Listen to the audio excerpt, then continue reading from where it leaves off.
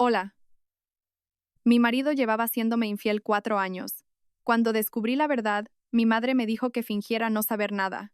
Un mes después, comprendería hasta qué punto aquellas palabras de mi madre fueron el comienzo de un plan aterrador. El fin de semana en Madrid era asfixiante por el calor. La gente se agolpaba en los grandes almacenes buscando el frescor del aire acondicionado. Yo era una más entre la multitud, pero no estaba allí para comprarme nada. Hacía tiempo que había olvidado la costumbre de darme un capricho, como un vestido nuevo o un simple pintalabios. Estaba allí para comprarle una camisa nueva a mi marido, Javier. Últimamente, se quejaba a menudo, que si el trabajo en la oficina era muy duro, que si tenía mucho estrés, que si debía cuidar su aspecto para reunirse con clientes importantes. Al oírle, una parte de mi corazón, ya fría después de 2 años viviendo como extraños, se helaba un poco más, pero sentía que debía cumplir con mi papel de esposa. Nuestro matrimonio no siempre había sido así. Hace 4 años, Javier y yo nos casamos rodeados de la bendición de nuestras familias. Él era un hombre sincero, con una gran habilidad para conversar, y siempre me hacía reír. Sin embargo, hace 2 años empezó a cambiar. Los días que cenábamos juntos en casa disminuyeron, y sus saludos cariñosos desaparecieron. Siempre salía temprano y volvía tarde, supuestamente por trabajo. ¿Habría hecho yo algo mal? ¿Es así como se vuelven todos los matrimonios con el tiempo? Me torturé culpándome infinidad de veces. Intenté reavivar nuestra relación cocinando sus platos favoritos o arreglándome incluso para estar en casa, pero su única respuesta era la indiferencia y, a veces, una irritación palpable. Poco a poco me fui cansando, y nuestro hogar se llenó de un silencio sofocante. Mientras recorría la sección de moda masculina, buscando una camisa que le sentara bien a Javier, una silueta familiar me llamó la atención.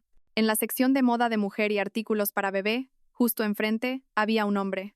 Llevaba el polo verde que yo misma le había planchado esa mañana. Mi corazón dio un vuelco. Era Javier. No cabía duda, y no estaba solo. A su lado, una mujer joven con un vientre muy abultado se apoyaba tiernamente en él. Se cogían de la mano con fuerza, y Javier le probaba un vestido premamá de color rosa con una sonrisa dulce en el rostro. Era la misma mirada tierna que hacía tanto tiempo que no me dedicaba a mí. La escena se clavó en mi corazón como un puñal afilado. Todo a mi alrededor se volvió borroso. El bullicio de los grandes almacenes se desvaneció. Solo podía oír el sonido de mi corazón haciéndose añicos. Rápidamente, me escondí detrás de una gran columna y, con manos temblorosas, saqué el móvil. No sabía por qué lo hacía. Debió de ser una reacción inconsciente, la necesidad de dejar constancia de aquella horrible realidad. Pulsé la pantalla frenéticamente, hice fotos y grabé un video corto. Javier rodeó la cintura de la mujer con el brazo, le susurró algo al oído y ambos rieron felices. Para cualquiera que los viera, eran la imagen de una familia feliz. Y yo, su esposa legal, tenía que esconderme como una ladrona. Se dirigieron a la caja, y yo los observé conteniendo la respiración. Cuando Javier sacó la cartera y le dio una tarjeta al dependiente, me quedé helada. Era la tarjeta familiar, asociada a mi cuenta bancaria. Él siempre me había dicho que su sueldo debía destinarse a la gestión de sus negocios y que los gastos de la casa debían cubrirse con mi dinero. Y yo le había creído, nunca lo había dudado. Resultaba que mi dinero no solo mantenía a nuestra familia, sino también a la otra familia que él había formado fuera. Sentí un dolor tan agudo que creí que el pecho me iba a estallar, pero, curiosamente, no lloré. El shock fue tan grande que hasta mis lágrimas se habían secado. Me quedé allí, clavada en el sitio, mientras los veía alejarse, felices y cómplices, con una bonita bolsa de artículos para bebé. Cuando se fueron, me deslicé por la fría columna hasta sentarme en el suelo. Había sido traicionada de la forma más metódica y cruel posible. El hombre que más amaba y en quien más confiaba en el mundo me había engañado. Y esta traición parecía ir más allá de un simple problema de pareja. No recuerdo cómo salí del Corte Inglés ni cómo conduje hasta casa de mi madre. Durante el trayecto, mi mente estaba en blanco. Solo repetía en bucle, como a cámara lenta, la imagen de Javier mirando a esa mujer con devoción. La bolsa con la camisa que iba a comprarle me parecía ahora un objeto patético. Al llegar a casa de mis padres, corrí a mi antigua habitación, cerré la puerta con llave y me derrumbé en la cama a llorar. Fue entonces cuando las lágrimas que había contenido brotaron, calientes y dolorosas. Mi madre, al oír mis sollozos, entró alarmada. Al verme en aquel estado, no preguntó nada. Simplemente se sentó a mi lado y me acarició la espalda. El calor de su mano era, como siempre, reconfortante y fuerte, mi refugio más seguro. Entre sollozos, se lo conté todo. La voz se me quebraba y las palabras se entrecortaban. Le enseñé las fotos y el video que había grabado. Esperaba que mi madre montara en cólera, que quisiera ir a buscar a Javier y armar un escándalo. Sin embargo, aunque su rostro se endureció al ver las pruebas, su voz sonó extrañamente calmada. No parecía en absoluto sorprendida, como si ya hubiera previsto algo así. Me cogió la mano, y mientras me secaba las lágrimas, dijo: «Deja de llorar, hija. Llorar ahora no solucionará nada. ¿Qué piensas hacer? ¿Ir a casa, gritarle a ese hombre, montar una escena y luego qué? ¿Pedirle el divorcio?» Me quedé atónita por un momento. Divorcio. Una palabra que nunca se me había pasado por la cabeza. Aunque nuestra relación se había enfriado, jamás había imaginado separarme de Javier. No lo sé, mamá, estoy tan confundida. Mi madre suspiró profundamente, un suspiro cargado de la sabiduría y la experiencia de una vida. Me miró fijamente a los ojos y dijo con firmeza: «Lucía, escúchame bien. Que las cosas hayan llegado a este punto no es una simple infidelidad. Usar tu tarjeta para comprarle cosas a su amante, y encima artículos para el bebé que esperan. Eso significa que ya no te respeta como persona, y es la prueba de que lo ha planeado todo desde hace mucho tiempo. Si armas un escándalo ahora, caerás directamente en su trampa. Él lo negará todo y, en el peor de los casos, te arrinconará para que aceptes un divorcio inmediato. ¿Y qué te quedará entonces? ¿Unas cuantas fotos borrosas? Con esto no tienes suficiente». Cada palabra de mi madre era como un jarro de agua fría. Volví en mí, tenía razón. Si lo destapaba todo ahora, solo conseguiría la etiqueta de esposa loca y celosa, y no ganaría nada. Javier lo negaría todo fácilmente, y yo quedaría como la perdedora. Entonces, ¿qué debo hacer, mamá? Mi voz aún temblaba. Mi madre me apretó la mano con más fuerza, infundiéndome un poder invisible. A partir de ahora, vas a actuar como si no supieras nada. Cuando vuelvas a casa, compórtate como la esposa dulce y atenta que siempre has sido. Cuanto más crea que no sospechas nada, más bajará la guardia. Mientras tanto, tú y yo reuniremos pruebas en secreto. Y no solo de la infidelidad, sino también de sus finanzas, de todo. Puede que no esté solo en esto. Es muy probable que su familia lo sepa y lo esté encubriendo. Vamos a averiguar qué ha estado haciendo ese hombre a tus espaldas durante estos 2 años. Y cuando tengamos todas las pruebas, le daremos el golpe de gracia, uno del que no pueda escapar. No permitiré que mi hija sufra una humillación así. El plan de mi madre era aterrador, pero también me dio una esperanza. La idea de tener que verle la cara a mi traidor cada día, fingiendo que no pasaba nada, me parecía una tortura. Pero mi madre tenía razón. No era momento de ser débil. Me habían engañado durante demasiado tiempo. Había llegado la hora de que yo misma reclamara justicia. Era una batalla no solo por mí, sino también por mis padres y por todo lo que nuestra familia había invertido en este matrimonio. Me sequé las lágrimas y tomé una decisión. Miré a mi madre con una determinación renovada y le dije: «Sí, mamá, haré lo que dices, puedo hacerlo». Mi madre asintió con una mezcla de satisfacción y compasión. Me abrazó con fuerza y susurró: «Así se habla, tienes que ser fuerte, hija mía, me tienes a tu lado. A partir de ahora, esta es una lucha de las dos». Esa noche, volví a la casa que una vez llamé mi hogar. Javier había llegado antes que yo y estaba viendo la televisión en el salón. Al verme, me dedicó una mirada fugaz y preguntó con indiferencia: «¿Dónde estabas?» «He pasado un rato por casa de mis padres, y te he comprado una camisa nueva». Esbocé la sonrisa más forzada que pude, y le entregué la bolsa. Javier la cogió sin siquiera mirar dentro. «Ah, vale», dijo, y volvió a clavar la vista en la pantalla. En ese momento, su indiferencia fue una bendición. No se percató del sutil cambio en mi mirada, ni de lo antinatural que era mi sonrisa. Esa noche, me acosté dándole la espalda y fingí estar profundamente dormida. Pero en la oscuridad mis ojos ardían. Mi verdadera guerra acababa de empezar. Los días que siguieron fueron los más largos y agónicos de mi vida. Vivir bajo el mismo techo, compartir la misma mesa y la misma cama con un traidor era un auténtico infierno. Cada mañana, me levantaba temprano, le preparaba el desayuno y le planchaba la ropa para ir a trabajar. Por las noches, le abría la puerta y le servía la cena. Cumplía mi papel de esposa a la perfección, sin una sola queja. Sonreía, pero mi corazón ya era una piedra. Javier no parecía notar mi cambio. O quizás estaba demasiado ocupado con su nueva felicidad como para prestarle atención a su insignificante esposa. Cuanto mejor actuaba yo, más descuidado se volvía él. Salía de casa cada vez más temprano y volvía más tarde, se escondía en el baño para hablar por teléfono y borraba mensajes a toda prisa. Pero ahora, ninguna de sus acciones escapaba a mi vigilancia. Siguiendo el consejo de mi madre, comencé mi propia investigación. Empecé por el dinero. Antes confiaba ciegamente en Javier.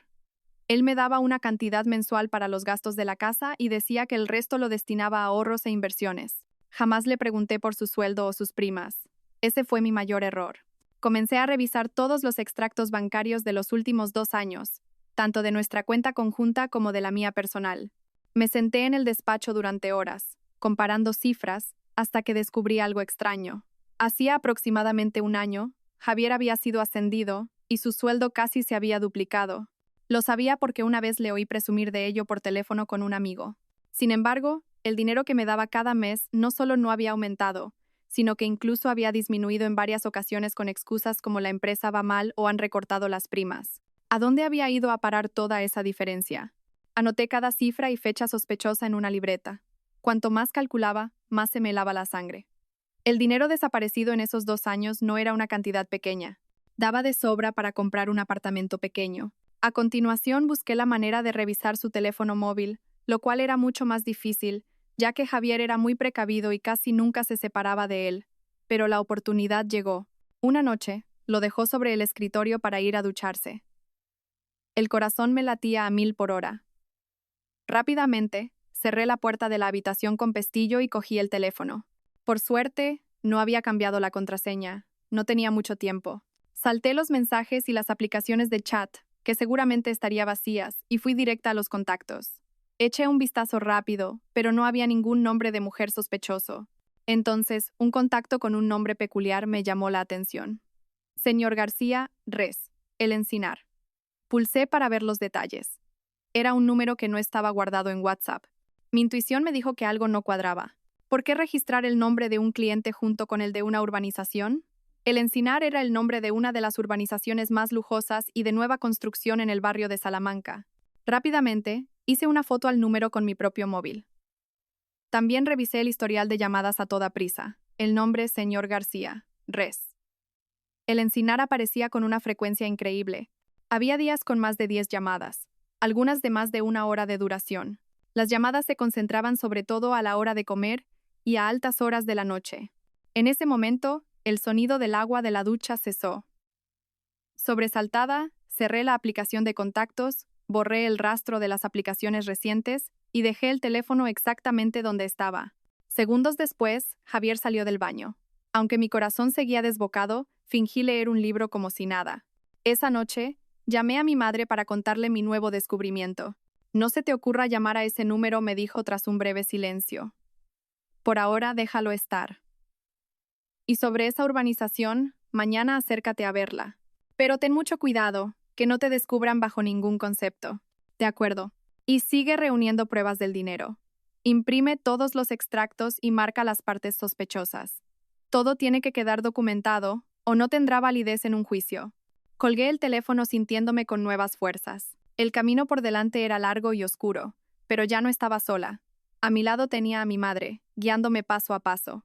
Había encontrado el primer hilo del que tirar y sentía que iba por el buen camino. El velo de secretos que envolvía la traición de Javier empezaba, poco a poco, a descorrerse. A la mañana siguiente, le dije a Javier que iba a pasar el día en casa de mis padres y que volvería por la tarde. A él no le importó lo más mínimo, se limitó a asentir. Su indiferencia facilitaba mis planes. En cuanto Javier se fue a trabajar, no conduje hacia la casa de mis padres, sino hacia el barrio de Salamanca, a la urbanización El Encinar. Era un complejo residencial lujoso, nuevo y cerrado. La seguridad era muy estricta. Nadie sin tarjeta de residente podía entrar. Me senté en una cafetería enfrente, desde donde se veía perfectamente la entrada principal. Pedí un café y me acomodé en un rincón a esperar. El tiempo pasaba lentamente. Ni yo misma sabía qué esperaba encontrar. ¿Vendría Javier realmente aquí? ¿O sería todo una simple coincidencia? Cientos de preguntas daban vueltas en mi cabeza. Cerca de las 12 del mediodía, un coche familiar entró lentamente hacia la entrada de la urbanización. Era el coche de Javier. Mi corazón dio un vuelco. Me había mentido, diciéndome que tenía que ir a Sevilla a ver a un cliente, y ahora aparecía aquí. Su coche se detuvo ante la barrera de seguridad. Pasó una tarjeta y entró directamente al aparcamiento subterráneo. O bien tenía una casa aquí, o su amante vivía aquí. Mi intuición no me había fallado. Me quedé sentada en la cafetería, apretando las manos con fuerza. ¿Qué hacer ahora? No podía entrar. Me quedé un rato más pensando. No podía quedarme esperando sin más. Decidí dar una vuelta alrededor del complejo para ver si encontraba alguna forma de obtener más información. Fingiendo ser una residente que paseaba, caminé junto a la valla del recinto. Al pasar cerca de la entrada de servicio, vi a varios repartidores esperando para hacer sus entregas. En ese instante, se me ocurrió una idea. Me acerqué a un repartidor joven y, mientras le ofrecía discretamente un billete de 30 euros, le dije en voz baja: «Perdona, ¿podrías hacerme un favor? Tengo que entregarle un regalo a un familiar que vive aquí, pero con las prisas he olvidado el número del piso.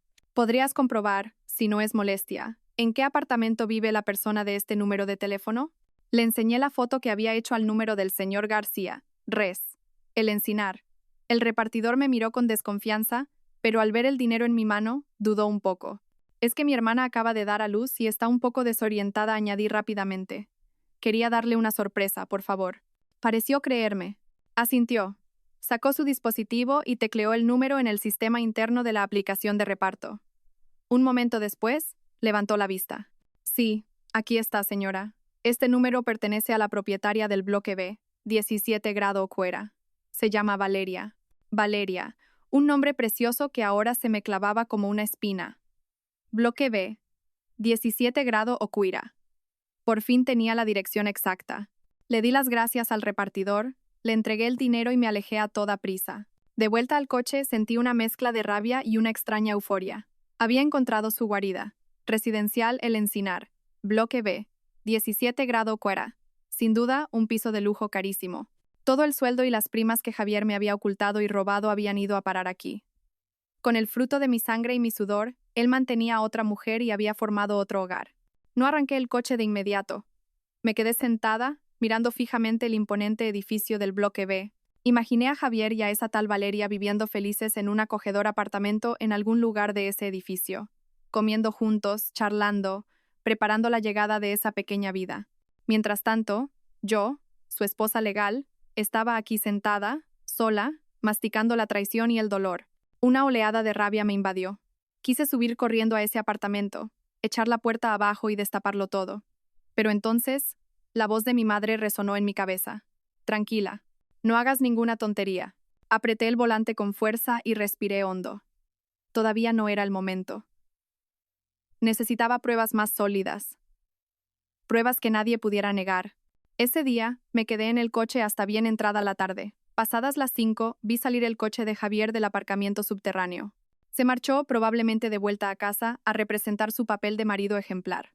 Esperé un rato más y después arranqué el motor. Pero no fui a casa. Conduje hasta el despacho de un detective privado que me había recomendado una amiga. Sabía que había cosas que no podía hacer sola. Necesitaba fotos y videos de Javier y esa mujer entrando y saliendo juntos del apartamento. Necesitaba pruebas irrefutables de su relación. En esta guerra tenía que ganar, de forma aplastante y absoluta. Después de contratar al detective, me sentí un poco más tranquila. Al menos, ya no tendría que hacer yo misma el peligroso y arriesgado trabajo de seguimiento. Le di la dirección del apartamento y los patrones de comportamiento de Javier que conocía. Ahora, solo quedaba esperar. Mientras tanto, seguí representando mi papel. Continué cuidando de Javier con la misma amabilidad. Un fin de semana, incluso le propuse ir al cine para intentar reconectar. Por supuesto, se negó. Dijo que tenía que ir a ver a un cliente importante fuera de la ciudad. Yo solo sonreí y le dije: «Bueno, pues ten cuidado en el viaje, y cuídate mucho». Pero por dentro, sabía perfectamente quién era su cliente importante y dónde estaba. Unos días después, recibí una llamada de Isabel, la mujer de Marcos, un compañero y superior directo de Javier en la oficina. Nos llevábamos bastante bien y a veces quedábamos para tomar un café o ir de compras. «Lucía, ¿tienes tiempo este fin de semana? ¿Por qué no vamos a un balneario urbano? Últimamente te veo con mala cara». Acepté encantada. Necesitaba hablar con alguien y desahogarme un poco. Quedamos el sábado por la tarde en nuestro balneario de siempre. Mientras disfrutábamos de un relajante masaje, Isabel me preguntó de repente: «Oye, Lucía, te lo voy a preguntar directamente, pero no te enfades. ¿Pasa algo entre Javier y tú?». Me sorprendió, pero intenté mantener la compostura. «¿Por qué lo dices, Isabel? No, no nos pasa nada». Isabel me miró con compasión y bajó la voz. «Es que le he visto un par de veces en comidas de empresa, y su actitud es un poco rara. Actúa como si fuera soltero. Las empleadas nuevas y jóvenes le tiran los tejos, y él no solo no las rechaza, sino que parece disfrutarlo. El corazón me dio un vuelco, pero forcé una sonrisa. Ah, seguro que estaba bromeando. Ya sabes cómo es Javier, siempre le ha gustado hacer el payaso. Isabel suspiró, como si no se creyera mis palabras. Dudó un momento y luego me soltó una noticia verdaderamente impactante. Esto me lo contó alguien de su departamento. Al parecer, Javier va diciendo a todo el mundo que os divorciasteis hace 2 años. Dicen que ahora mismo es el soltero de oro de la oficina, y todo el mundo se lo cree. Claro, como en estos 2 años no has aparecido por la empresa, y él siempre va solo a las cenas y viajes de trabajo. Cada palabra de Isabel fue como un martillazo en mi cabeza. Divorciado desde hace 2 años. Soltero de oro. A los ojos de sus compañeros, yo ya no era su mujer desde hacía mucho tiempo. Había tejido una red de mentiras, una obra de teatro perfecta para ocultar su doble vida. No solo me estaba engañando a mí, sino a todo el mundo a su alrededor. El dolor que sentía se transformó en una rabia incontenible. Había pisoteado mi honor, negado mi existencia y convertido nuestro matrimonio en una farsa. Durante esos 2 años, mientras yo me desvivía por nuestro hogar y me preocupaba por él, Javier estaba representando una obra completamente diferente. Y en esa obra, él era un hombre de éxito, libre y sin ataduras. Al ver que me había puesto pálida, Isabel me cogió la mano preocupada. «Lucía, ¿estás bien? A lo mejor es un malentendido». Negué con la cabeza y forcé una sonrisa. «Estoy bien, Isabel. Seguro que es un error. Se lo preguntaré a Javier cuando llegue a casa». Pero yo sabía que no era un malentendido. Era la verdad. La cruda y cruel verdad. Su frialdad, sus repentinos viajes de negocios, su indiferencia hacia la familia, todo encajaba. En su mente, este hogar ya no existía. Después de salir del balneario, no volví a casa directamente. Deambulé sin rumbo por las concurridas calles de la ciudad. Creía que estaba preparada para lo peor, pero esta verdad me había destrozado. No se trataba solo de una infidelidad. Él quería borrar por completo mi existencia de su vida. Esa noche, cuando Javier llegó a casa, lo miré con otros ojos. El hombre sentado frente a mí, a quien una vez amé, mi marido, me parecía un completo desconocido. ¿Quién era él? ¿Cuántas otras vidas había vivido que yo desconocía? No le pregunté por lo que me había contado Isabel. Sabía que sería inútil. Lo negaría y buscaría otra excusa. Simplemente observé en silencio cada uno de sus gestos, cada una de sus palabras, y me di cuenta de que todo era mentira. Su sonrisa, su fingido interés, todo formaba parte de la obra que había creado. Esa noche recibí el primer correo del detective. Adjuntaba varias fotografías de una nitidez asombrosa. Javier y su amante, Valeria, entrando de la mano en el portal del residencial El Encinar, Javier cargando con grandes bolsas de la compra mientras ella se aferraba a su brazo. Imágenes de ellos comprando en el supermercado o cenando en un restaurante de lujo. Parecían tan felices como una pareja de recién casados. Miré cada una de las fotos. Ya no sentía dolor, solo un vacío inmenso y un odio profundo. Su red de mentiras. La iba a desgarrar con mis propias manos. A medida que profundizaba en mi investigación, me daba cuenta de que la traición de Javier iba mucho más allá de un simple problema sentimental. Era como un iceberg gigantesco. La parte oculta bajo el agua era mucho más grande y aterradora. Después de descubrir el impactante hecho de que Javier le había dicho a sus compañeros que estábamos divorciados, empecé a sentir una inquietud terrible por la casa en la que vivíamos. Esta casa la habíamos comprado con el esfuerzo de ambos, pero una parte importante de la entrada la habían aportado mis padres. En su momento, me dieron una suma considerable para que su hija tuviera un hogar estable, diciendo que era su último gran regalo. Javier en aquel entonces no se cansaba de repetir que nunca olvidaría la generosidad de sus suegros. Ahora, recordar esas palabras me producía una amargura infinita. Una tarde, con la excusa de ordenar el despacho, empecé a buscar varios documentos. Le dije a Javier que necesitaba encontrar unas pólizas de seguros antiguas. Él, sin sospechar nada, me dijo que adelante. Mi corazón latía con fuerza mientras abría la carpeta que contenía las escrituras y los documentos relacionados con la casa. El contrato de compraventa, los papeles del préstamo hipotecario. Todo estaba cuidadosamente guardado en un maletín de cuero marrón. Con sumo cuidado, saqué la escritura de propiedad. Recordaba perfectamente el día en que la tuvimos en nuestras manos, llenos de alegría. En ese momento, simbolizaba nuestro refugio y nuestro futuro. Empecé a hojearla, leyendo cada línea con atención. Y entonces, sentí que el corazón se me paraba. En la segunda página, en el apartado donde se detallan los propietarios, junto a mi nombre y el de Javier, aparecían 2 nombres más, los de mis suegros. 4 nombres, claramente escritos, con el sello rojo del registro. Sentí que se me helaba la sangre. ¿Qué significaba esto? ¿Por qué estaban sus nombres aquí? ¿Qué derecho tenían sobre esta casa? Me dejé caer en la silla, completamente aturdida. Mi mente era un caos. Por más que intentaba recordar, no me sonaba haber firmado nunca un documento con ese contenido. Ni Javier ni mis suegros me habían mencionado jamás nada sobre añadir sus nombres a la escritura. ¿De dónde habían salido esos 2 nombres? Me entraron náuseas. Esto ya no era solo una traición de Javier. Era una conspiración, un plan fríamente calculado por toda su familia. Me habían tomado por tonta, convirtiéndome en una extraña en mi propia casa. Habían transformado silenciosamente nuestro bien común, manchado con la sangre y el sudor de mis padres, en una propiedad familiar suya. Con manos temblorosas, hice una foto a la página de la escritura con los 4 nombres y se la envié inmediatamente a mi madre. A los pocos minutos, me llamó. Su voz denotaba la misma sorpresa e indignación que sentía yo. Pero bueno, ¿qué es esto? ¿Cuándo han hecho algo así? ¿Tú no sabías nada? No, mamá. Te juro que no sabía nada. No recuerdo haber firmado un papel así, sollocé. Mi madre guardó silencio un momento, tratando de calmarse. Luego, con una voz de acero, dijo: Lucía, tranquilízate y escúchame. Sin duda ese hombre te engañó para que firmaras. Probablemente coló este documento entre un montón de papeles, asegurándose de que no pudieras revisarlo bien. Qué gente tan ruin, pero no te preocupes. De momento, esconde bien esa escritura y, sobre todo, no dejes que se den cuenta de que lo has descubierto. El resto, déjamelo a mí. Tengo un conocido que trabajó en el registro de la propiedad. Le pediré que revise todos los documentos originales de la casa. Tenemos que averiguar si falsificaron tu firma o qué artimaña utilizaron. Las palabras de mi madre fueron como un bálsamo. Tenía razón. No podía derrumbarme ahora. Tenía que descubrir la verdad. Esta traición había ido demasiado lejos. Ahora habían pisoteado no solo mis sentimientos, sino también el amor y el esfuerzo que mis padres habían depositado en mí.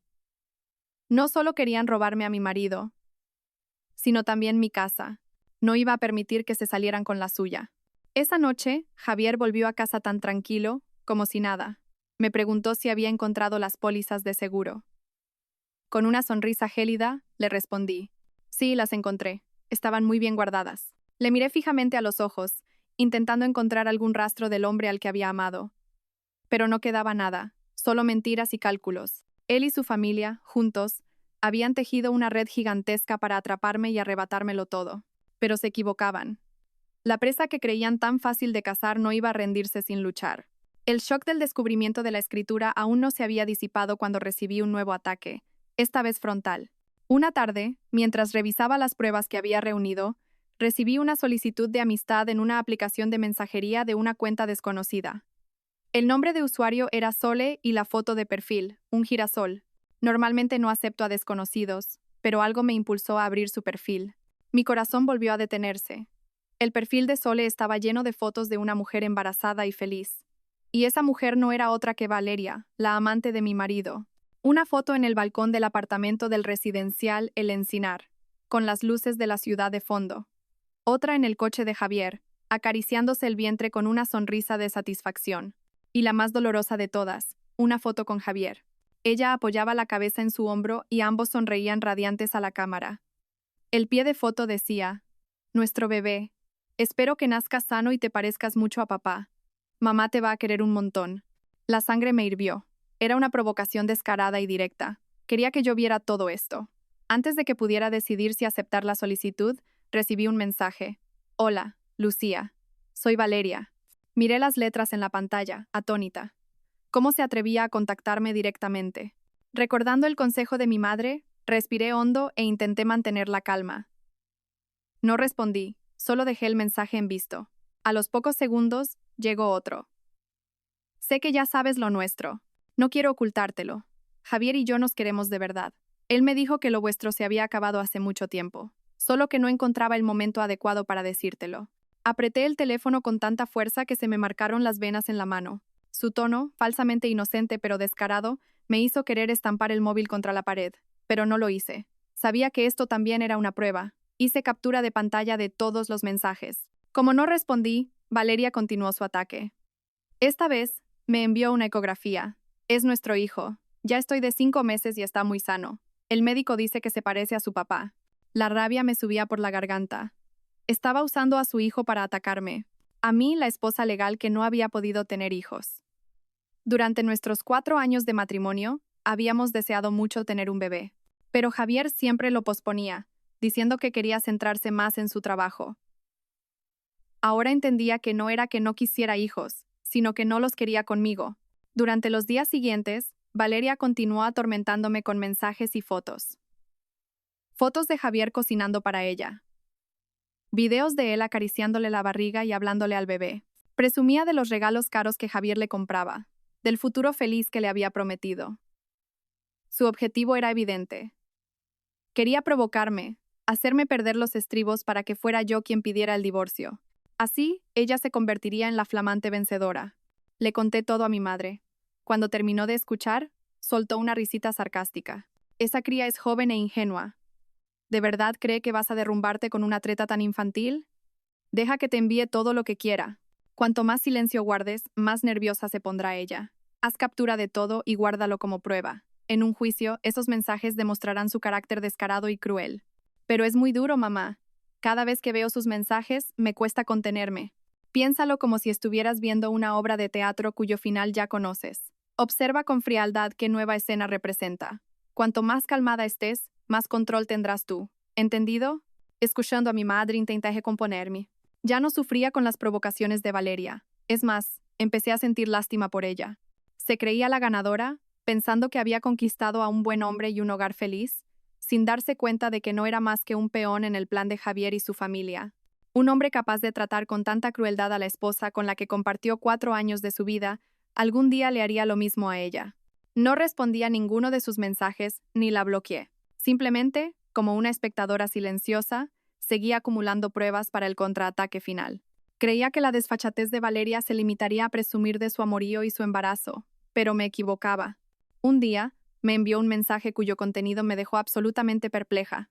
Javier me contó que cuando os casasteis, tu familia te regaló un broche de esmeraldas de tu abuela. Dijo que era precioso. A mí me encantan esas cosas, así que le voy a decir que me compre uno igual cuando nos casemos nosotros. Releí el mensaje varias veces. Una sensación de inquietud empezó a invadirme. Ese broche de esmeraldas era una herencia de mi madre, un tesoro familiar muy querido. Mi madre me lo puso el día de mi boda, pidiéndome que lo cuidara siempre. Su valor iba más allá de lo material, representaba la bendición de mi familia. Aparte de Javier, mis padres y yo, nadie sabía de su existencia. ¿Por qué le había hablado Javier de algo tan personal a su amante? ¿Y por qué ella sacaba el tema precisamente ahora? Un mal presentimiento me recorrió. Corrí a nuestro dormitorio. Allí teníamos una pequeña caja fuerte donde guardábamos documentos importantes y objetos de valor. Había 2 llaves, una para Javier y otra para mí. Con manos temblorosas, introduje mi llave y giré la combinación. La pesada puerta de acero se abrió. Dentro no había casi nada. El broche de esmeraldas, que guardaba en una caja de terciopelo rojo, había desaparecido. La carpeta con la escritura original de la casa tampoco estaba. Solo quedaban mi cartilla del banco y unos pocos billetes. Sentí que las fuerzas me abandonaban. Me desplomé en el suelo. Se lo habían llevado. Javier había abierto la caja fuerte y había robado mi posesión más preciada. Y la escritura. Se lo había llevado todo. No solo había traicionado mis sentimientos y me había estafado dinero. Era un ladrón. Un ladrón en mi propia casa. Las lágrimas brotaron sin control. Ya no era la tristeza de una esposa traicionada. Era la herida profunda que se siente cuando la confianza es pisoteada de la forma más cruel. A pesar de su cambio, yo había pensado que entre nosotros quedaba un mínimo de afecto. Pero no. Sus acciones demostraban que, para él, yo no era nada. Todos nuestros recuerdos y nuestro cariño habían sido desechados sin piedad. Llamé a mi madre. La voz, ahogada en lágrimas, apenas me salía. Mi madre escuchó todo y guardó silencio un momento. A través del teléfono, pude sentir la ira contenida en su respiración agitada. Mejor, esos desgraciados por fin han tocado fondo. No solo quieren que te vayas con lo puesto, sino que pretenden robártelo todo. De repente, su voz se tornó fría y decidida. Lucía, deja de llorar. Las lágrimas no sirven de nada ahora. Escúchame bien. Que se hayan llevado la escritura y el broche es como si se hubieran puesto la soga al cuello ellos mismos. Tú sigue fingiendo que no sabes nada. No dejes que sospechen que te has dado cuenta. Deja que se regodeen en su victoria. Ya se me ocurrirá algo. No sabía que estaba planeando mi madre, pero su calma me tranquilizó. Me sequé las lágrimas e intenté ponerme en pie. La tristeza se convirtió en rabia.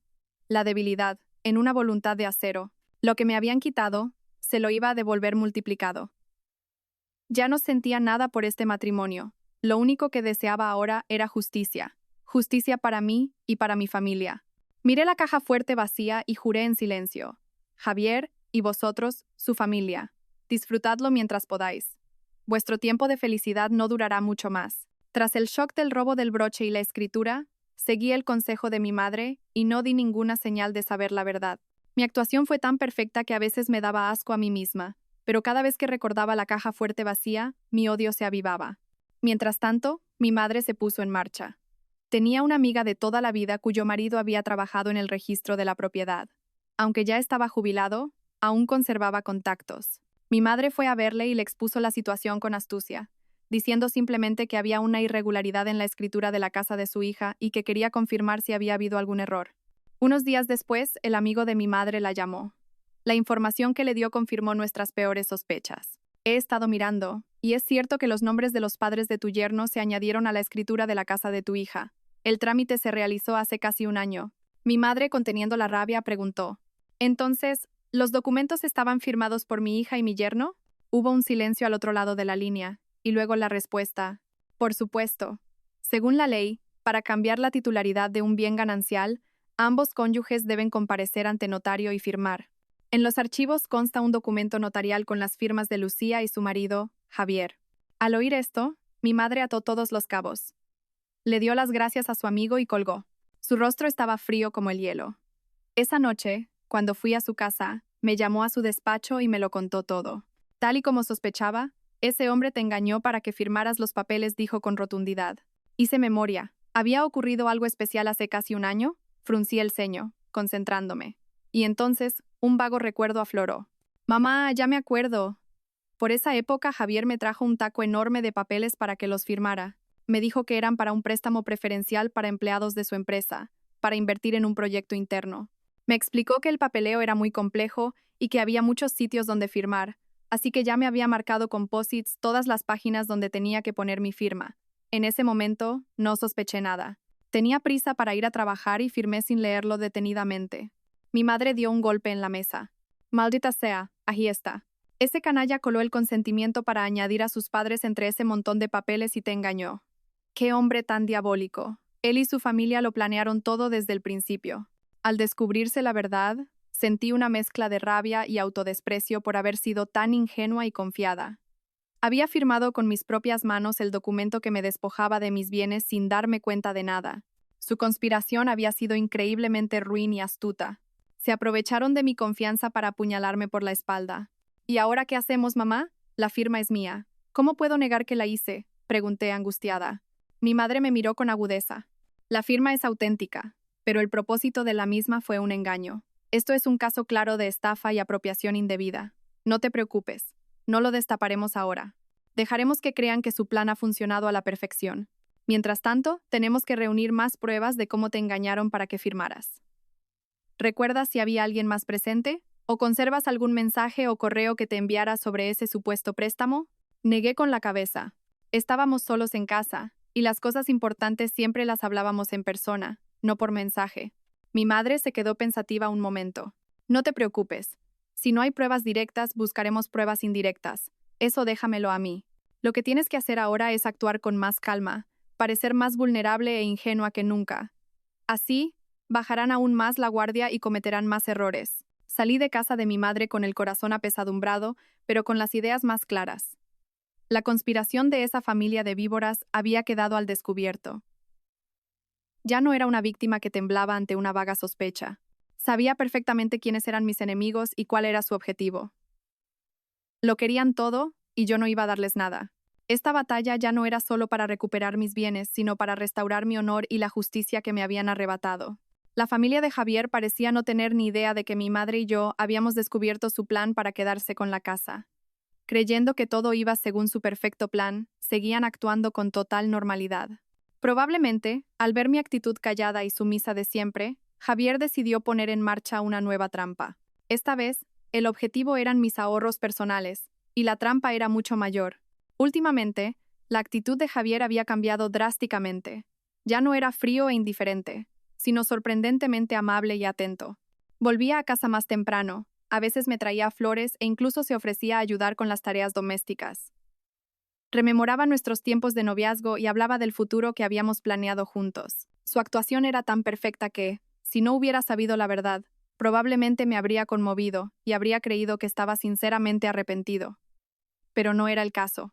Este cambio repentino solo hizo que mi recelo aumentara. Estaba segura de que detrás de esa dulzura se escondía una conspiración aún más amarga. Y mi intuición no me falló. Una noche, después de cenar, Javier me preparó una manzanilla, se sentó a mi lado y, con aire emocionado, me dijo: «Lucía, tengo que hablar contigo de algo importante». «¿De qué se trata?», pregunté fingiendo interés. Él bajó la voz, como si fuera a contarme un secreto. «En mi empresa están desarrollando un gran proyecto inmobiliario en las Islas Canarias y han abierto una ronda de financiación interna. Es una oportunidad única, solo para directivos, y nadie de fuera lo sabe. La rentabilidad garantizada es de al menos un 30% anual. Es una inversión totalmente segura». Bebí un sorbo de la infusión, riéndome por dentro. Otra vez el truco de la inversión interna, pero seguí fingiendo curiosidad. ¿De verdad? ¿Tanta rentabilidad? ¿Pero no es arriesgado? Para nada. El proyecto ya está aprobado por la cúpula directiva y todos los papeles legales están en orden. Lo he revisado todo personalmente. Es un éxito seguro. Voy a meter todos mis ahorros, pero me falta un poco para alcanzar el tramo de inversión óptimo. Hizo una pausa y me miró con ojos significativos. Intuí que el clímax de su actuación estaba a punto de llegar. ¿Cuánto te falta? He calculado que con unos 60.000 euros más, nuestra participación sería mucho mejor y obtendríamos la máxima rentabilidad. Recuerdo que tienes una cuenta de ahorros con esa cantidad, ¿verdad? El dinero que te dieron tus padres. Su objetivo era claro: 60.000 euros. Era un dinero que mis padres me habían dado por si surgía alguna emergencia. Lo tenía en una cuenta a plazo fijo y apenas lo había tocado. Javier conocía perfectamente la existencia de ese dinero. Como yo no decía nada, me cogió la mano y dijo con voz suplicante: «Lucía, sé que es tu dinero, pero piénsalo, somos un matrimonio. Tu dinero es mi dinero, y mi dinero es el tuyo. Invertimos juntos y, cuando tengamos los beneficios, los disfrutaremos juntos. Te compraré todo lo que quieras. Nos iremos de viaje. He estado tan centrado en el trabajo que no te he prestado la atención que mereces. Te lo compensaré». Sus palabras sonaban dulces y convincentes. Pintaba un futuro idílico, apelando hábilmente a la psicología de una esposa que anhela recuperar su relación. Si hubiera sido la Lucía de hace unos meses, probablemente le habría dado todo el dinero sin dudar. Pero ahora, solo sentía repulsión. Aún así, no me negué de inmediato. Quería ver hasta dónde llegaba su teatro. Fingí dudar. «Es que es mucho dinero. Necesito tiempo para pensarlo». Javier adoptó al instante una actitud comprensiva. «Claro, claro. Piénsalo con calma. Pero no tardes mucho. Las plazas de inversión son limitadas y hay que decidirse esta semana. Mis compañeros de la oficina se están pegando por entrar». Durante los días siguientes, Javier no dejó de presionarme. Me enseñó supuestos documentos confidenciales del proyecto y tablas con altas tasas de rentabilidad. Incluso le pidió a un colega que se hiciera pasar por un experto en inversiones y me llamara para reafirmar la seguridad y el potencial del proyecto. Todo estaba orquestado a la perfección, sin fisuras. Fingí estar completamente convencida. Le dije a Javier que estaba de acuerdo con la inversión y que el fin de semana iríamos al banco a sacar el dinero. Javier no pudo ocultar su alegría. Me abrazó, me dio las gracias y me prometió el oro y el moro. Mientras veía la sonrisa de triunfo que no podía disimular, sentí una aversión infinita. La trampa estaba tendida, pero él no sabía que la presa que pretendía cazar también estaba preparando una trampa para él. Llegó el viernes, el día acordado para ir al banco a cerrar el trato. Esa mañana, Javier se levantó muy temprano, rebosante de una alegría que no podía ocultar. Se puso su mejor traje, lo planchó y no paraba de silbar mientras se preparaba. Incluso entró en la cocina ofreciéndose a ayudar con el desayuno, algo que no había hecho en 4 años. Era evidente que estaba ansioso por echarle el guante a los 60.000 euros. Yo también me preparé. Me puse un vestido sencillo, me maquillé ligeramente y no olvidé coger la cartilla del banco y mi DNI. Le había contado el plan de Javier a mi madre. Ella solo me dijo una cosa: síguele la corriente. Del resto me encargo yo. A las 9 en punto, salimos juntos en el coche. Él, como en nuestros tiempos de noviazgo, me abrió la puerta galantemente. Durante el trayecto al banco, no paró de hablar de sus planes para cuando recibiéramos los beneficios de la inversión. Nos cambiaremos a un coche más grande. Y a final de año, nos vamos de viaje por Europa. ¿Qué país te apetece más visitar? Yo solo asentía con una leve sonrisa. Por dentro, pensaba que el único viaje que él iba a experimentar pronto sería una caída al abismo de mentiras que él mismo había creado. Llegamos al banco, aparcamos y entramos. Él, actuando como un experto, le comunicó al empleado de la ventanilla que veníamos a retirar una gran suma de dinero. Justo cuando iba a firmar los papeles, mi móvil empezó a sonar como loco. Era mi madre. Miré a Javier de reojo y con cara de disculpa contesté. ¿Diga? Mamá, ¿qué pasa? Al otro lado, la voz de mi madre sonaba entrecortada y alarmada, casi un sollozo. Lucía, tu padre ha sufrido un derrame cerebral y se lo han llevado a urgencias. Tienes que venir al hospital ya. El médico dice que está muy grave. Se me encogió el corazón. Aunque sabía que era parte del plan, la actuación de mi madre era tan realista que me asusté de verdad. Tenía que representar mi papel a la perfección. ¿Qué? Mamá, ¿qué dices? ¿Papá? ¿A qué hospital? Al Hospital Central. Ven rápido, Lucía. Estoy muy asustada. Colgué el teléfono. Estaba pálida y me temblaban las manos y los pies. Javier, al verme, preguntó. ¿Qué pasa? ¿Tienes mala cara? Es papá. Ha sufrido un derrame. Está en urgencias. Tengo que ir, ya dije, casi llorando. Y sin esperar su respuesta, cogí mi bolso y los papeles de la mesa y salí corriendo del banco. Javier se quedó un momento paralizado, pero luego corrió tras de mí. Lucía, espera, voy contigo, te llevo. No, puedo ir sola. Me solté de su mano, paré el primer taxi que vi y me subí de un salto, dejando a Javier plantado en la puerta del banco, con los papeles de la inversión a medio firmar en la mano. Una vez en el taxi, solté un suspiro de alivio. La actuación de mi madre había sido magistral. Le envié un mensaje. Ya estoy de camino. A los pocos segundos, recibí su respuesta. Bien hecho. Ven a urgencias del hospital, te espero aquí. Al llegar al hospital, encontré a mi madre sentada en la sala de espera de urgencias, con cara de angustia. En cuanto me vio, me llevó a un rincón. ¿Qué tal? ¿Javier ha sospechado algo? No, para nada. Tu actuación ha sido tan real que hasta yo me he asustado. Mi madre suspiró aliviada. Si no, ese hombre no se lo habría creído. Bueno, escúchame bien. Ve ahora mismo al centro de reconocimientos médicos. Di que tienes un fuerte dolor de cabeza y mareos. Y pide que te tomen la tensión y te hagan unas pruebas sencillas. Quédate en el hospital hasta la tarde. Yo llamaré a Javier y le diré que tu padre está fuera de peligro, pero que tú has sufrido un shock y te has quedado ingresada en observación. Así no sospechará nada. ¿Y el dinero, mamá? Dame la cartilla. Iré ahora mismo a sacar todo el dinero y lo transferiré a otra cuenta segura. Esto no puede esperar. Asentí y le di la cartilla. Mientras la veía alejarse a toda prisa, sentí una punzada de dolor. Me sentía culpable por todo el esfuerzo y las maquinaciones que mi madre tenía que hacer por mí. Para corresponder a su sacrificio y para acabar cuanto antes con esta horrible farsa, juré que sería más fuerte. El plan de Javier para estafarme los 60.000 euros fracasó estrepitosamente. No solo no consiguió el dinero, sino que me dio más motivos para sospechar y añadió una prueba más de sus intentos de fraude. Después del fallido episodio del ingreso de mi padre, Javier estaba visiblemente decepcionado e irritado. Dejó de actuar como un marido amable y atento y volvió a su actitud fría e indiferente de antes. Sacó el tema de los 60.000 euros varias veces, diciendo que la oportunidad de inversión estaba a punto de cerrarse y acusándome de haber arruinado una gran oportunidad para nuestro futuro. Yo simplemente me excusé diciendo que, con mi padre enfermo, no tenía cabeza para pensar en dinero y que tenía que centrarme en su recuperación. Además, añadí que los gastos del hospital y los medicamentos no eran baratos y que necesitaba tener ese dinero como fondo de emergencia. Al oírme, Javier se marchó enfadado, resignado. Lo que él no sabía era que todo ese dinero ya estaba a buen recaudo en una cuenta a nombre de mi madre. Con el fracaso de su plan, la paciencia de Javier pareció agotarse por completo. Cada vez volvía menos a casa. A veces, pasaban 3 días sin que lo viera.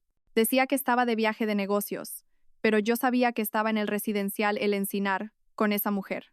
Un domingo por la tarde, de vuelta de casa de mis padres, sentí un impulso extraño. ¿Qué estarían tramando ahora, después de haber fracasado en su intento de robarme el dinero? ¿Estarían planeando alguna otra conspiración? Conduje hasta el residencial El Encinar. Esta vez no me senté en la cafetería de enfrente. Aparqué en una callejuela cercana y me acerqué a pie al complejo. No tenía intención de comprobar si Javier estaba allí. Solo quería dar una vuelta, por si descubría algo por casualidad. Al pasar por una lujosa pastelería en los bajos comerciales del edificio, una escena familiar me golpeó. A través del gran ventanal vi a Javier. No solo estaba con Valeria, sino también con mis suegros. Los cuatro estaban sentados alrededor de una mesa redonda, en un ambiente muy relajado y feliz. Mi suegra le pelaba una manzana y se la daba en la boca a Valeria, mientras mi suegro reía y charlaba con Javier. Y Javier, sentado al lado de Valeria, tenía una mano posada sobre el abultado vientre de ella, mientras que con la otra le apartaba con ternura un mechón de pelo de la frente. Parecían una familia perfecta. Una familia feliz y completa, esperando juntos el nacimiento de un nuevo miembro.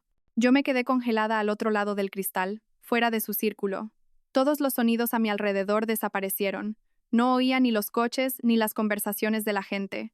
Mis ojos solo veían esa escena. Una escena terriblemente hermosa y, a la vez, infinitamente cruel. Así que era verdad. Todo lo que sospechaba era cierto. No solo Javier, sino toda su familia. Mis suegros, a quienes una vez llamé padres y respeté, todos lo sabían. No solo no detuvieron a su hijo, sino que aceptaron encantados esa relación ilícita, e incluso la apoyaron activamente. Juntos, me habían engañado y habían planeado arrebatarme mis bienes para allanar el camino al amante y al nieto que estaba por llegar. Se había formado una alianza familiar contra mí. A sus ojos, yo no era más que un obstáculo en el camino, una espina que había que arrancar. Todos mis años de dedicación como nuera no valían nada. El dolor que sentí ya no era por la traición amorosa, sino una fría desesperación al ser pisoteada por la que consideraba mi familia. Había llegado a pensar que mis suegros no sabían nada, que quizás ellos también eran víctimas de las mentiras de Javier.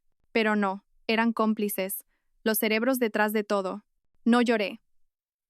Mis lágrimas se habían secado hacía mucho tiempo. Solo me quedé allí, observando cómo reían, charlaban y mimaban a su nueva nuera. Saqué el móvil en silencio y fotografié la escena. Esta foto, junto con todas las demás pruebas, se convertiría en mi arma. Me di la vuelta y me marché sin mirar atrás. En ese momento, no quedaba en mi corazón ni rastro de afecto ni de esperanza. Esta guerra ya no era solo entre Javier y yo, era entre su familia y yo, y no pensaba perder. La foto de la familia de Javier compartiendo una tarde agradable con su amante fue como un veneno. Mató hasta el último resquicio de afecto que quedaba en mí. Pero, al mismo tiempo, fue un potente estimulante que hizo que mi corazón latiera con más fuerza. Estaba más decidida y firme que nunca. Mi madre y yo nos dimos cuenta de que ya no podíamos limitarnos a defendernos. Había llegado el momento de atacar. Teníamos que conocer sus planes al detalle, ir un paso por delante. Pero, ¿cómo saber qué estaban pensando? Una mañana mi madre tuvo una idea brillante, una idea tan audaz que hasta a mí me sorprendió. Voy a ingresar en el hospital, dijo, tan tranquila. ¿Qué? Mamá, ¿estás enferma? No hace falta estarlo para fingirlo, dijo, guiñándome un ojo. Piénsalo, no hay mejor lugar que un hospital para enterarse de cotilleos. Allí la gente se vuelve vulnerable, se abre más, sobre todo las mujeres de mi edad. ¿Quién sabe? A lo mejor tenemos suerte. El plan de mi madre parecía descabellado, pero pensándolo bien tenía sentido. Era una apuesta arriesgada, pero en nuestra situación necesitábamos medidas drásticas. Como mi madre tenía tendencia a la hipertensión, no le costó mucho conseguir un ingreso de unos días en observación alegando dolores de cabeza y mareos. Y así, ingresó de nuevo en el hospital central, el mismo donde había fingido la emergencia de mi padre. La asignaron a una habitación de 4 camas. Mi madre, con su don de gentes, en apenas un día ya había entablado amistad con las demás pacientes. Llevaba fruta y dulces para compartir, se interesaba por sus dolencias, las consolaba y contaba anécdotas para animar el ambiente. Y entonces, la suerte, de una forma casi increíble, se puso de nuestro lado. Esa tarde, la última cama libre de la habitación fue ocupada por una nueva acompañante. Era una mujer de la edad de mi madre, de aspecto sencillo y agradable. Venía a cuidar de su marido, ingresado por cálculos renales. Hablando un poco, mi madre se enteró de que se llamaba Carmen. Las dos congeniaron enseguida. Charlaron de los hijos, de la familia, de las preocupaciones de la edad. Mi madre, siguiendo su plan, empezó a lamentarse de su desdichado yerno, por supuesto, sin mencionar ni el nombre de Javier ni el mío. Solo contaba la historia de una hija que sufría por un mal marido. Carmen se compadeció enormemente. Le dio unas palmaditas en el hombro para consolarla y, para animarla, se ofreció a contarle la historia de su familia. Escuchándola, me acuerdo de mi sobrina y se me encoge el corazón. mi sobrina Valeria. Ella también lo pasó mal en el amor, pero por suerte ahora ha encontrado a un chico estupendo. Es jefe de sección en una gran empresa, guapo y muy competente. Dice que pronto se divorciará de su mujer para casarse con mi sobrina. Al oír el nombre de Valeria, el corazón de mi madre dio un vuelco, pero no cambió la expresión. Fingiendo sorpresa, preguntó: «Vaya, qué alegría. Pero, ¿por qué se divorcia de su mujer? ¿Tiene algún problema?» Carmen, pensando que había encontrado una confidente, se sinceró sin reparos. Se acercó al oído de mi madre y, como si fuera un gran secreto, susurró: «Pues verá, dicen que la mujer es mayor y no puede tener hijos. Llevan años casados y nada, no se queda embarazada. Y en la familia de él estaban deseando tener un heredero. Por suerte, mi Valeria, que es muy lista, se ha quedado embarazada de un niño. Los que van a ser sus suegros están que no caben en sí de gozo. El otro día fueron a comer todos juntos y el futuro suegro le pelaba la fruta y todo. Mi madre memorizaba cada palabra de Carmen sin perder detalle. Para animarla a seguir, comentó: «Entonces, ¿la boda será pronto?» «Bueno, primero que nazca el niño». Mi sobrina sale de cuentas ya mismo. El chico, que se llama Javier, dijo que en cuanto naciera su hijo, ya tendría la excusa perfecta para divorciarse, y que del tema de la casa y los bienes ya se habían encargado sus padres. Dicen que a la otra no le quedará más remedio que irse con lo puesto. Pobre mujer, pero es lo que hay si no puedes darle un hijo a tu marido. Carmen presumía orgullosa de los planes de su futura familia política, sin imaginar que la madre de esa pobre mujer estéril estaba sentada justo delante de ella. Cuando terminó de hablar, mi madre, aunque por dentro la rabia la consumía, fingió compasión. Hoy en día, una mujer que no puede tener hijos lo tiene muy difícil. En fin, me alegro mucho por su sobrina. Esa noche, cuando Carmen se durmió, mi madre salió sigilosamente al pasillo y me llamó. Me contó la conversación palabra por palabra. Mientras la escuchaba, todo mi cuerpo temblaba de ira. Su plan al completo había quedado al descubierto. Estaban esperando a que naciera el niño. Utilizarían al bebé como su última carta para arrinconarme y despojarme legalmente de todo lo que era mío. Ahora lo entiendo todo. La voz de mi madre al otro lado del teléfono era fría como el hielo. Si quieren jugar sucio, jugaremos sucio. Dejemos que se regodeen en su alegría. Dejemos que ese niño nazca. Ese será el momento en que caerá el telón de esta farsa repugnante. El tiempo que siguió transcurrió en una tensa calma. Como mi madre y yo ya conocíamos todo su plan, cada movimiento de Javier estaba dentro de nuestras previsiones. Volvía a casa cada vez menos, y cuando lo hacía, traía consigo un aire pesado y desagradable. Parecía que ya no le quedaba paciencia ni para actuar. Su mirada estaba cargada de un desprecio manifiesto. El detective me enviaba informes periódicos. El vientre de Valeria crecía y la fecha del parto se acercaba. Javier la acompañaba a comprar cosas para el bebé y a las revisiones ginecológicas, cuidándola como un marido devoto. Ver esas fotos ya no me causaba dolor, solo un desprecio infinito. Y por fin, llegó el día. Un lunes por la mañana, Javier preparó una maleta a toda prisa. Con una voz inusualmente alegre me dijo: «Lucía, me ha surgido un viaje de trabajo a Sevilla de varios días. Es un contrato muy importante. Cuida de la casa y cuídate tú también». «Claro, ten buen viaje». Sonriendo, le ayudé a preparar la maleta, le planché un par de camisas y representé mi papel de esposa perfecta hasta el final. Él me dio un abrazo distraído y salió de casa a toda prisa. Mientras veía su coche desaparecer por la puerta, mi sonrisa se desvaneció.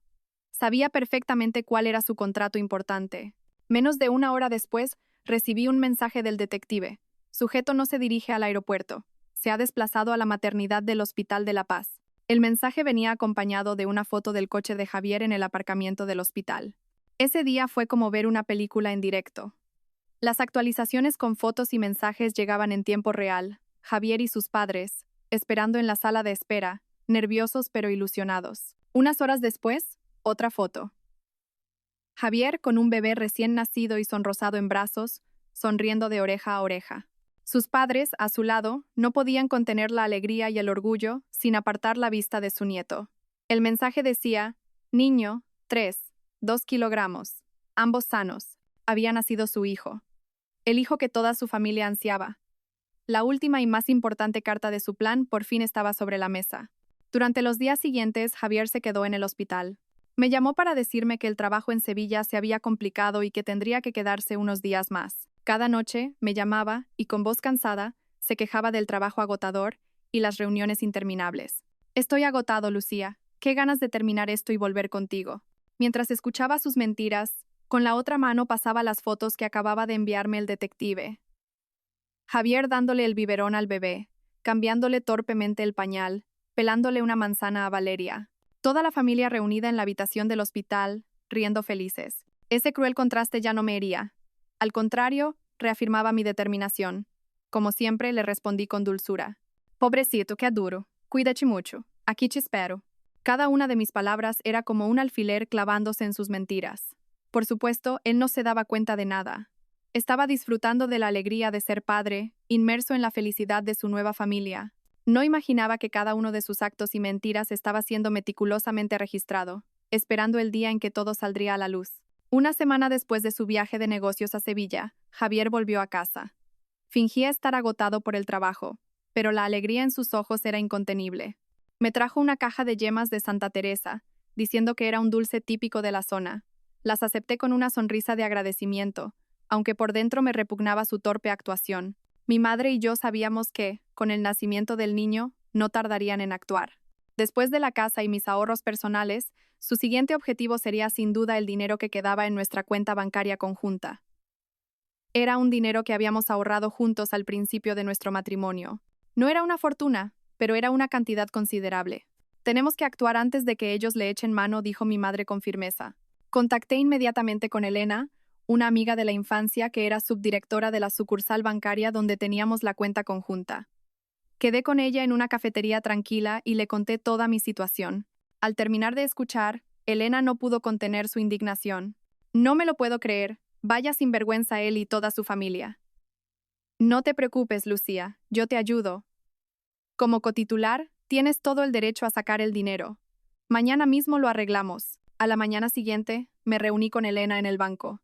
Expuse la razón que había preparado de antemano, explicando al empleado que necesitaba retirar todo el dinero de la cuenta para pagar los gastos de la operación de mi padre. Era una razón perfectamente lógica y nadie podía dudar de ella. Con la ayuda de Elena, todos los trámites fueron rápidos y sencillos. Todo el dinero de la cuenta conjunta fue retirado. Inmediatamente, llevé el dinero a otro banco y lo ingresé íntegramente en la cuenta de mi madre. Cuando tuve el justificante de la transferencia en mi mano, por fin pude respirar tranquila. El último cortafuegos financiero estaba levantado. Ya no había forma de que Javier y su familia tocaran un solo céntimo de mi dinero. Como era de esperar, no pasaron ni unos días cuando Javier sacó el tema del dinero. Dijo que Valeria no se encontraba bien después del parto, y que necesitaba una suma importante para la recuperación y los cuidados del bebé. Propuso sacar dinero de nuestra cuenta conjunta para cubrir esos gastos. Con total naturalidad le respondí: «Ah, el dinero de la cuenta conjunta lo gastamos todo en el hospital de papá, ¿no te acuerdas?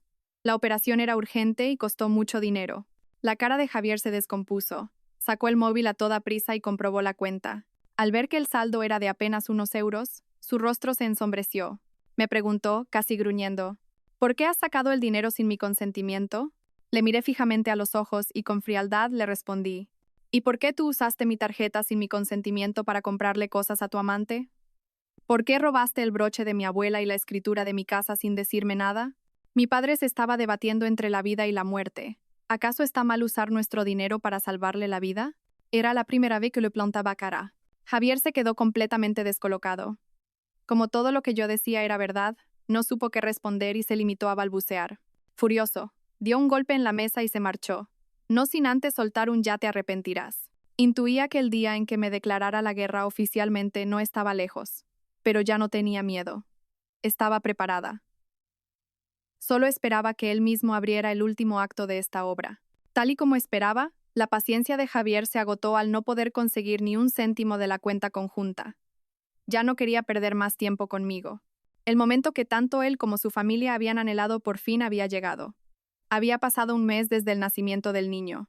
Probablemente, con un heredero legítimo en sus manos, estaban convencidos de que la victoria era suya. Esa tarde, Javier volvió a casa más temprano de lo habitual. No cenó, se sentó en el salón y se fumó un cigarrillo tras otro. El aire en la casa era denso, como la calma que precede a la tormenta. Terminé de fregar los platos, me senté en el sofá de enfrente y esperé en silencio. Después de apagar el último cigarrillo en el cenicero, Javier levantó la cabeza y me miró. Su mirada era fría como el hielo. «Quiero el divorcio». La frase salió de su boca con total indiferencia, como si estuviera hablando del tiempo. No me sorprendió. Llevaba mucho tiempo esperando esas palabras. ¿Qué has dicho? No te he oído bien, pregunté con calma, aunque el corazón me latía con fuerza. Él, perdiendo la paciencia, gritó: «¿Qué quiero el divorcio? ¿No me oyes? Lo nuestro se acabó hace mucho tiempo. Tengo otra mujer y un hijo con ella. Dejémonos en paz de una vez». Sacó de su maletín un fajo de papeles que ya traía preparados y me los lanzó. La demanda de divorcio y el convenio regulador. Yo ya he firmado. Léelo y firma. Sin temblar cogí los papeles. Les eché un vistazo. Era mucho peor de lo que había imaginado. Me ofrecía una pensión compensatoria de 18.000 euros. A cambio, yo debía abandonar la casa inmediatamente y renunciar a cualquier derecho sobre el resto de nuestros bienes. En cuanto a la casa, especificaba claramente que, al ser una propiedad conjunta con sus padres, yo no tenía derecho a reclamar ninguna parte. Cuando terminé de leer, levanté la vista y solté una risita. ¿Todavía me tomaba por la tonta de antes? 18.000 euros. ¿Crees que mis 4 años como tu esposa, todo mi esfuerzo en esta casa, el dinero de mis padres, todo eso vale solo 18.000 euros? Javier sonrió con desprecio. No seas avariciosa. Te doy 18.000 euros por compasión. ¿No sabes que en la escritura de esta casa están los nombres de mis padres? No tienes ningún derecho. Y aunque no firmes, da igual. Si vamos a juicio, no conseguirás más. Solo harás el ridículo.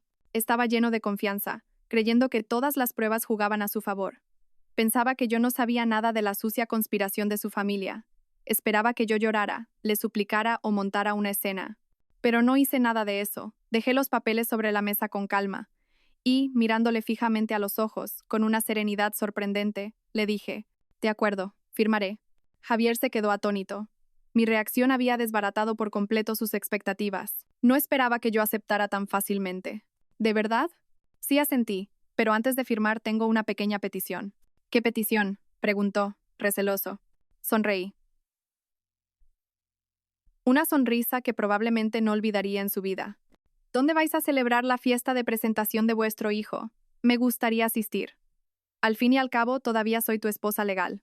Quiero conocer al bebé y despedirme de vuestra familia y amigos antes de que acabemos oficialmente. Mi petición dejó a Javier completamente desconcertado.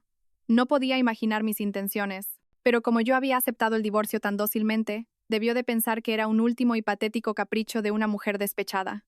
Tras dudar un momento, asintió. De acuerdo. Es este domingo a las 7 de la tarde, en un salón privado del Hotel Palace. Puedes venir, pero no montes ningún número. No te preocupes, respondí manteniendo la sonrisa. Solo voy a felicitaros. Javier no sabía que acababa de ponerme en la mano una invitación. La invitación al preestreno de la película que narraba su vida de mentiras, y que yo era, precisamente, la directora de esa película. La última semana bajo el mismo techo transcurrió en un silencio asfixiante. Javier apenas apareció por casa. Estaba ocupado preparando la gran fiesta de presentación de su hijo, que sin duda sería también la celebración de la victoria de toda su familia. Mi madre y yo, por nuestra parte, nos dedicamos en cuerpo y alma a preparar nuestro regalo. Cada noche, nos sentábamos juntas a revisar y organizar todas las pruebas que habíamos acumulado durante meses. Cada foto, cada archivo de audio, desde la primera foto en los grandes almacenes hasta los informes del detective, los mensajes provocadores de Valeria, la copia de la escritura falsificada y la foto de su familia reunida en la pastelería. Con todo ello, montamos un video corto de unos 10 minutos. Le añadimos una música de fondo, a veces tranquila, a veces tensa, editándolo como si fuera un documental de investigación. Mi madre incluso añadió unos subtítulos breves y contundentes para que nadie pudiera malinterpretar la situación. Titulamos nuestra obra Una familia feliz. El domingo por la noche, me planté frente al espejo. La mujer que me devolvía la mirada ya no era la Lucía cansada y abatida. Elegí un vestido de seda rojo vino, elegante e impactante. Me maquillé con esmero, marcando la mirada con un delineado afilado y los labios con un rojo intenso. No iba a ir allí como una esposa abandonada, sino como una justiciera. Mi madre también se vistió para la ocasión, con un elegante vestido de terciopelo negro. Me cogió la mano y, con una mirada que mezclaba compasión y determinación, dijo: «Vamos, hija, es hora de bajar el telón». El Hotel Palace brillaba con una iluminación espectacular. El salón privado estaba lujosamente decorado con globos y flores frescas. Javier, impecablemente vestido con un traje, recibía a los invitados en la entrada junto a sus padres. Sus rostros resplandecían de satisfacción. Valeria, con un vestido blanco inmaculado, estaba sentada en la mesa principal con el bebé en brazos. A su alrededor, familiares y amigos se deshacían en elogios hacia el niño. Nuestra aparición congeló el ambiente de la entrada por un instante. Javier y sus padres nos miraron con una mezcla de desagrado y recelo. Pero delante de los invitados, no tuvieron más remedio que forzar una sonrisa. «¿Has venido?», dijo Javier, acercándose para advertirme. «Te lo prometí», respondí con una sonrisa. Y entré con mi madre, con la cabeza bien alta, ignorando las miradas curiosas y los susurros a nuestras espaldas. La fiesta transcurría en un ambiente animado. Después del brindis del abuelo, el presentador invitó a todos a mirar la pantalla para ver un video con los momentos más tiernos del bebé. En ese momento, me levanté. Subí al escenario y le quité el micrófono al presentador, que se quedó atónito. Todas las miradas del salón se clavaron en mí. Javier y su familia, pálidos, intentaron correr para detenerme. Disculpen un momento, mi voz sonó alta y clara en todo el salón. Soy Lucía Iturriaga, la esposa legal de Javier. En un día tan feliz, yo también he preparado un pequeño regalo. Quiero dedicarles un video muy especial a mi marido, a su familia y, por supuesto, a Valeria, para celebrar el comienzo de este nuevo capítulo en sus vidas. Al terminar, le hice una señal al técnico de video que mi madre había contratado previamente. Las luces del salón se atenuaron y la pantalla gigante se iluminó. Comenzó el video Una familia feliz. La primera escena era Javier eligiendo con ternura ropa para Valeria en los grandes almacenes, con el subtítulo Marzo.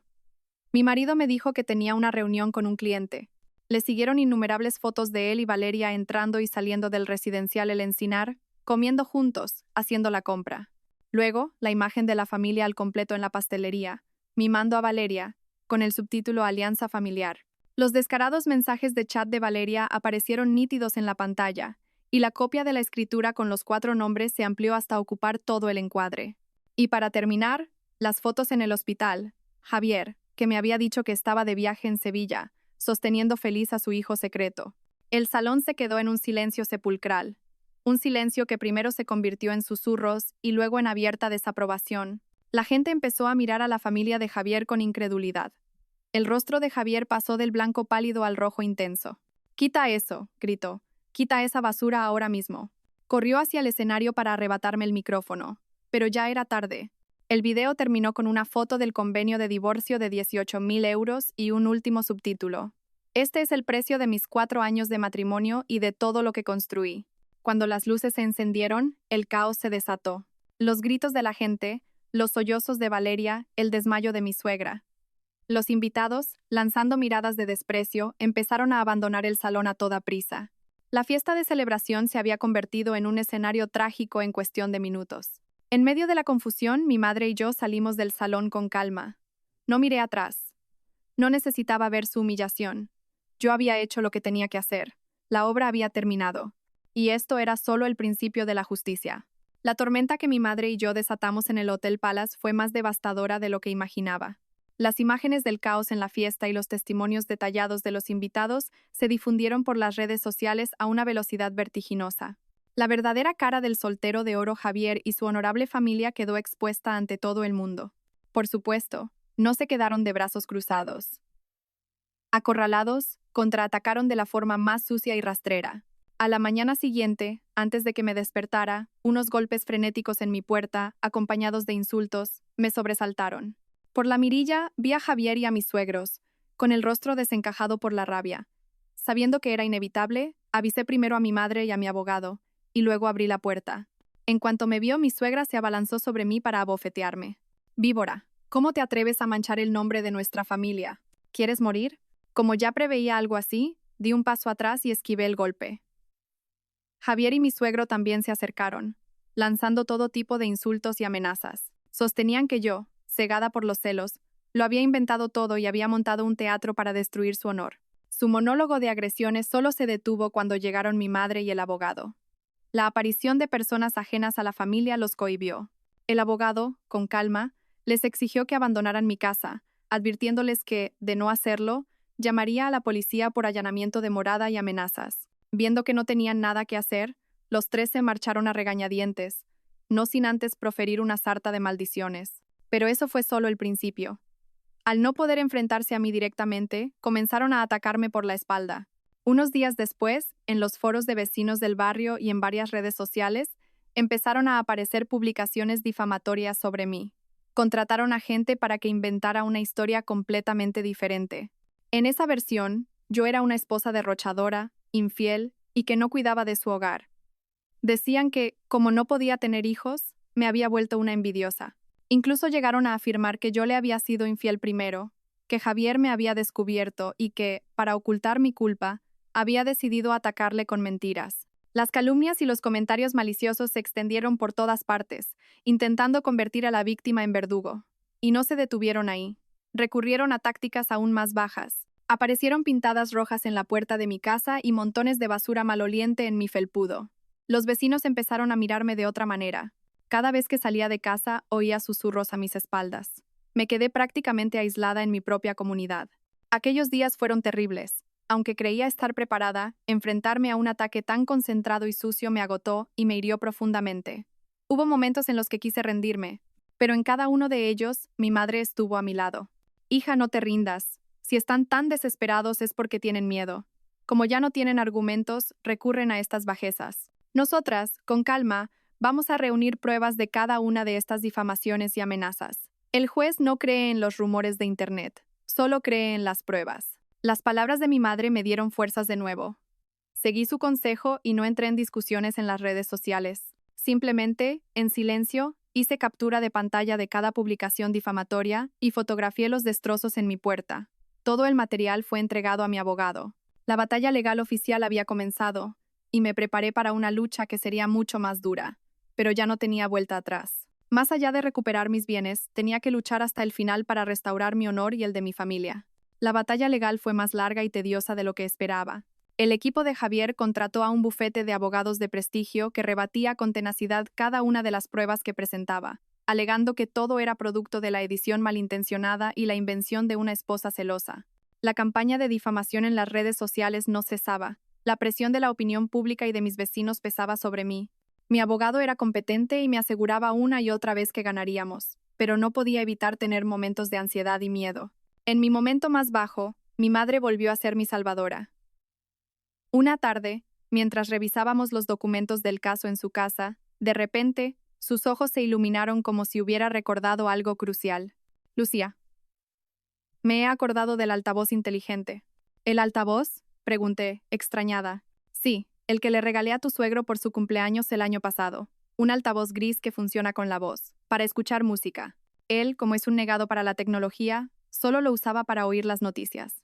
Recuerdo que decían que ese altavoz, para mejorar la experiencia del usuario, graba automáticamente las conversaciones del entorno. Una pequeña esperanza se encendió, pero se apagó enseguida. ¿Pero cómo vamos a recuperarlo, mamá? No nos lo darán ni en broma. Mi madre sonrió con picardía. Eso déjamelo a mí. Al día siguiente, mi madre preparó una gran cesta con fruta y un costoso ginseng. Dijo que iba a hacer una última visita a mis suegros, para hablar de adulto a adulto. Le dije que iría con ella, preocupada, pero insistió en que tenía que ir sola. Como era de esperar, al principio ni siquiera le abrieron la puerta. Pero mi madre, entre lágrimas, le suplicó, diciendo que, al fin y al cabo, habían sido familia, que cómo era posible que los hijos llegaran a los tribunales, que lo correcto era que los adultos lo arreglaran todo por última vez. Les insistió en que era una vergüenza para los vecinos. Probablemente pensando que sería la última vez, finalmente la dejaron entrar. Una vez dentro, mi madre no mencionó el divorcio. Se limitó a lamentarse sobre el destino y la suerte, y desvió hábilmente la conversación hacia la salud de mi suegro. Últimamente le veo con mala cara, señor, tantas preocupaciones. Por cierto, el altavoz inteligente que le regalé el año pasado, ¿qué tal funciona? Me han dicho que la empresa está haciendo una revisión para actualizar el software gratis, que mejora mucho el rendimiento. Si quiere me lo llevo y lo dejo en el servicio técnico. Mi suegro, poco amigo de la tecnología y harto del aparato, asintió de inmediato. Ah, sí, pues hazme el favor. Siempre está fallando y haciendo ruidos raros. Mi suegra pareció dudar, pero mi madre añadió rápidamente. Sí, se lo devuelvo arreglado enseguida, y la próxima vez les compraré un modelo nuevo y mejor. Tómenselo como mi último detalle. Al oír la palabra nuevo y mejor, mi suegra ya no dijo nada. Y así, mi madre consiguió llevarse el dichoso altavoz. En cuanto llegó a casa, llamamos a un sobrino mío que es un experto en informática. Tras unos minutos de manipulación, conectó el altavoz al ordenador. Cientos de archivos de audio aparecieron en la pantalla. Conteniendo la respiración, empezamos a escucharlos uno por uno. La mayoría eran noticias, coplas y conversaciones triviales.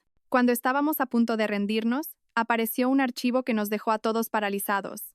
La grabación era de hacía un mes, una noche poco después de que Javier me pidiera el divorcio. Las voces de Javier y su padre se oían con una claridad pasmosa. Suegro, Javier, no me fío de que esa haya aceptado el divorcio tan fácilmente. ¿No estará tramando algo? Javier, ¿qué va a tramar, papá? En la escritura de la casa ya estamos nosotros, sus ahorros los vamos a pillar ahora y el broche lo tengo bien escondido. No tiene ni una sola prueba. No puede hacer nada. En cuanto pase la fiesta de presentación del niño, la echamos a la calle. Una mujer que no puede tener hijos no tiene más remedio que irse con lo puesto. Suegro, tienes razón. Fue una buena idea lo que hiciste de colar el papel del cambio de nombre entre los documentos del préstamo. La muy tonta firmó sin leer una sola letra.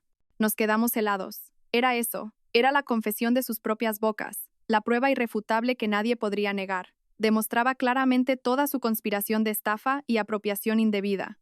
Con manos temblorosas, guardé el archivo de audio en un USB. Las lágrimas volvieron a brotar, pero esta vez eran lágrimas de alivio y esperanza. Su guerra sucia, todas sus difamaciones y tácticas rastreras, todo iba a terminar ante esta prueba irrefutable. La justicia, por fin, estaba en mis manos. El día del juicio final, la tensión en la sala era palpable. El abogado de Javier, todavía lleno de confianza, rebatía con agudeza todas mis pruebas, insistiendo en que no eran más que delirios de una esposa celosa. Javier y su familia, sentados enfrente, tenían una expresión arrogante, como si la victoria fuera suya. Cuando parecía que el juicio se inclinaba en mi contra, mi abogado sonrió y solicitó al juez presentar una última prueba. Señoría, con su permiso, una última prueba. Un archivo de audio que aclarará la verdadera naturaleza de este caso. El USB se conectó al sistema de audio de la sala. El tribunal se quedó en un silencio sepulcral. Y entonces, la conversación entre Javier y su padre resonó, nítida y cortante. El plan para engañarme con la firma, la conspiración para robarme mis bienes, la estrategia para echarme sin nada, todo quedó expuesto. El rostro de Javier y su padre pasó de la arrogancia al asombro y, finalmente, al blanco ceniza. Mi suegra, sentada en el banquillo del público, se quedó con la boca abierta, sin poder articular palabra. Se miraron entre ellos y luego al altavoz inteligente que mi abogado sostenía como prueba. No podían creer que su propia arrogancia y maldad hubieran cavado su propia tumba. Cuando la grabación terminó, el silencio en la sala se prolongó unos segundos. El juez miró a Javier con severidad. Ya no había excusas que valieran. La evidencia era abrumadora. Se dictó la sentencia final. El contrato que añadía los nombres de mis suegros a la escritura fue declarado nulo por estafa. La casa fue reconocida como bien ganancial y teniendo en cuenta que la mayor parte de la compra fue financiada por mis padres y los daños morales y materiales que había sufrido, se me concedió la plena propiedad. Javier no solo no recibió ninguna parte de los bienes, sino que fue condenado a pagarme una cuantiosa indemnización por daños morales, difamación y el valor del broche robado. La justicia, por fin, se había hecho. Ese día, salí del juzgado sintiendo una inmensa paz. La batalla había terminado y yo había ganado. Después de aquello, la familia de Javier se hundió. El escándalo se hizo público, le despidieron de la empresa y con su reputación por los suelos, no pudo encontrar otro buen trabajo. Valeria, al ver que su soltero de oro se había convertido en un parado de la noche a la mañana, cogió al niño y desapareció, cortando todo contacto. Javier lo perdió todo. El trabajo, el dinero, la familia e incluso a la persona por la que lo había arriesgado todo. Sentí una calma que no había experimentado en años. Vendí la casa, cargada de demasiados malos recuerdos. Con ese dinero y la indemnización, me compré un apartamento para mí, pequeño, acogedor y lleno de sol.